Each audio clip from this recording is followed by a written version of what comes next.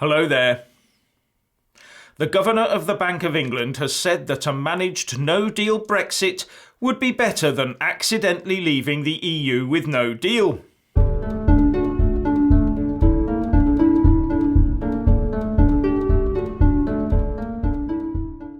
In what many people would view as a statement of the obvious, the FT reports that Mark Carney told an audience at the IMF spring meetings in Washington that a managed no-deal Brexit would be better than an accidental falling out.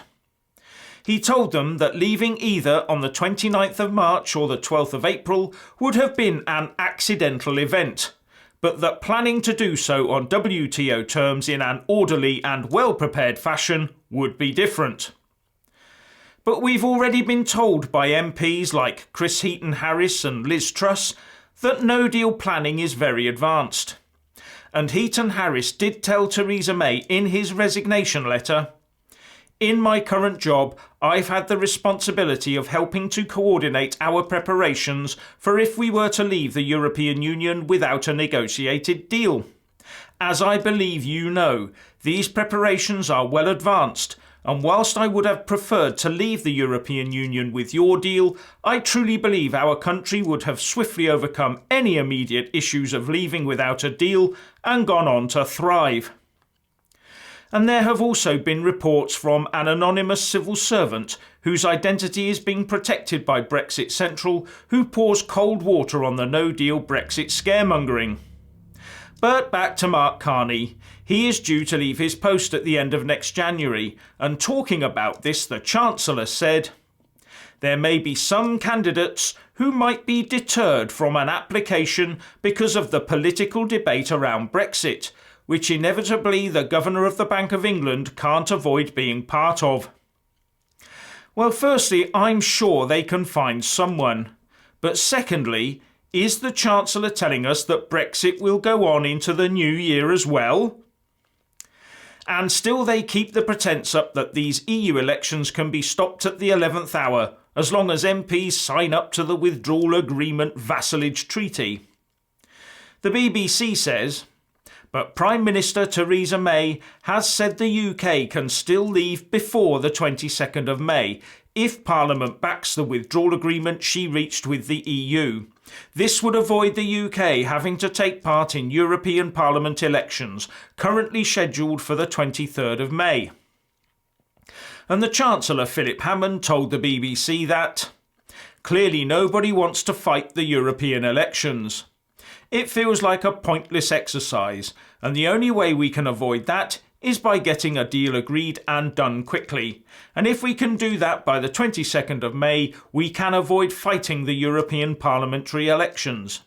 In any case, we want to ensure any British MEPs that are elected never have to take their seats in the European Parliament by ensuring this is all done well before the new European Parliament convenes." The trouble is, the elections have already been called today, and people are already fighting them. And these elections are due to soak up taxpayers' money to the tune of 100 million quid or more. But pulling out near the end of all the campaigning, and when the ballot papers have been printed and polling cards issued and candidates named, would disenfranchise all those EU 27 citizens standing for election in the UK and voting here, which is something that would presumably give them a cause of grievance against the European Union for.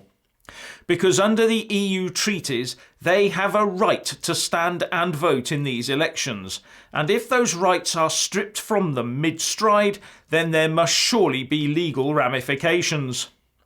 So those elections will go the full way.